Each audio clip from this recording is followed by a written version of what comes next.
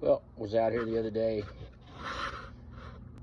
running the Nova before it got cold, and lo and behold, walked up behind the car, had a nice blue fuel stain up here where you could tell I had something leaking out of the back.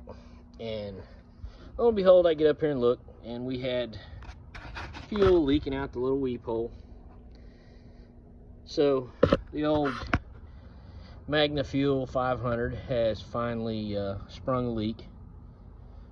Not really upset about it. I think I put the fuel pump on here in, I want to say late 2015 when I got the car.